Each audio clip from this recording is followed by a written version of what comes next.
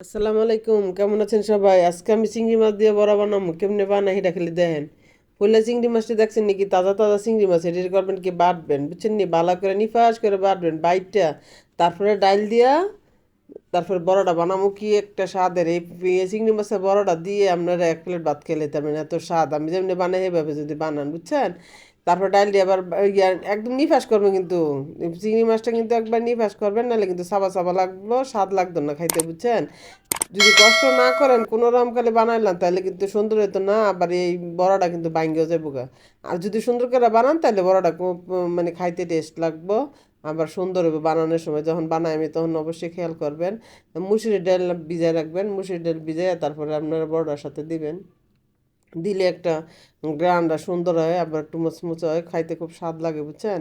এখন আমার বাটা মাটা কমপ্লিট দেখেন। এখন আমি পেঁয়াজ কুচি দিয়ে দিতেছি, তারপরে কাঁচামরিচ কুচি দিবেন, তারপর সব কিছু মানে এই ময় মশলা সব কিছু দিয়ে বড়াটা বানাইলে অনেক স্বাদ লাগে খাইতে। এখন আপনারা হলুদের গুঁড়া দিয়ে দিবেন, তারপরে দিবেন মরিচের গুঁড়া, তারপরে দিবেন স্বাদ মতো লবণ, বুঝছেন? দিয়ে তারপর আল্লাহ বানাইবেন। আসলে খালি তরকারি দিয়ে ভাত মজা লাগে না, মাঝে মাঝে একটু এই আইটেমের খাবারগুলো খাইবেন, খাইলে বুঝবেন আসলে তো অনেক স্বাদ লাগে। আর জাল জালটা একটু বেশি দিলে একটু বেশি স্বাদ লাগে, কি লেগে এটা তো বড়া। বড়াটা যদি আপনারা জাল না দেন তাহলে কি মজা লাগবে, বুঝেন না? এরপরে সব কিছু একসাথে দিয়ে অ্যাড করে তারপর আপনারা করবেন কি এটা মাখবেন, মাইখা তারপর আল্লাহ বড়াটা বানাইবেন। আর যখনই আপনারা এই ইয়াটা মানে চিংড়ি মাছটা যখন আপনারা করবেন বাটবেন, তখন খেয়াল রাখবেন পানি টানি সাথে দিয়েন না, এক ফোঁটাও দিবেন না। পানি টানি সাথে দিলে কিন্তু আপনার সুন্দর হইতো না, বুঝছেন? পরে বেশি পানি না পরে আর আপনার বড়াটা বানাইতে গেলে হইতো না, মানে সুন্দর হইতো না। আর যদি যখন আপনার পানিটা একদম সাইকা সুন্দর করে দেন, দুই একটা সব রেডি করে, তখন আপনার হইব যেনকে বড়াটা বানাইতে লইলে ভালো লাগবে আর কি, মানে খাইতে লইলে সুন্দর লাগবে এবং ভালো লাগবে। মানে বানাইতে গেলে মানে পাতলা হয়ে যাবো কেন, পাতলা হয়ে গেলে তো সমস্যা। এখন দেন আমি তেল একটু দিচ্ছি, তেল একটু বেশি করে দিয়েন, কারণ এই চিংড়ি মাছের বড়ার মধ্যে তেল একটু বেশি লাগে, এই জন্য একটু আমি বেশি তেল দিছি। দিয়ে এখন কীভাবে দিতেছি এটা খালি দেখেন। সুন্দর করে গোল গোল করে তারপরে দিবেন, যে ডাইলের বড়া যেভাবে দেন এই চিংড়ি মাছের বড়াটা ঠিক এইভাবে দিবেন, বুঝছেন? দিয়ে সুন্দর করে বিছাই দিবেন। তারপরে দেখবেন কি মজার একটা জিনিস, রেসিপি একটা শিখাইলাম আপনার করে।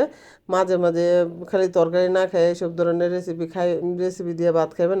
অবশ্যই গরম ভাত নেবেন, গরম ভাতে বেশি স্বাদ হয়।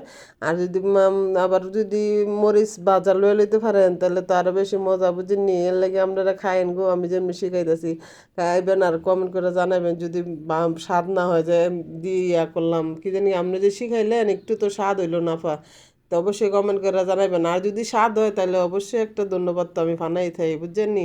এরপর আলা এটারে করবেন কি খুব অল্প আছে ভাজবেন, বুঝছেন? বেশি জোরে করবেন না, মানে আগুনটা দিবেন লো হিটে ভাজবেন। পরে দেখবেন কালারটা ঠিক এরকম কালার হইব, তারপর আপনারা উল্টাইবেন। আর যদি আপনারা একদম জোরে আগুন দিয়ে ভাজেন তাহলে কিন্তু আপনার ওই এক সাইড যাইব ফুইরা, তাহলে কিন্তু ভিতরে থাকবো কাঁচা। এই জন্য খুব সাবধানভাবে ভাজবেন। যে কোনো জিনিস ধৈর্য সহকারে করলে এটা ভালো হয়, কেন না ধৈর্যর ফল সবসময় মিষ্টি হয়। দেখছেন কি সুন্দর করে আমার এটা বড়াটা বানানো প্রায় কমপ্লিট হয়ে যেতেছে গা। আর এই যে এখন আমার বানানো পুরো শেষ, দেখছেন আমি একদম আস্তে আস্তে করে ধৈর্য সহকারে ভাজি, এর জন্য একদম বড়াটা সব একদম আস্তে আস্তে আছে, কোনো ভাঙ্গে চুরে নেই। এই জন্য আপনারা ওইভাবে বাজবেন আর অল্প অল্প করে বাজবেন। আগুন দিয়ে বারবার আপনার ঘরে বলতেছে, আপনারা কইবেন আবার বারবার বলছেন।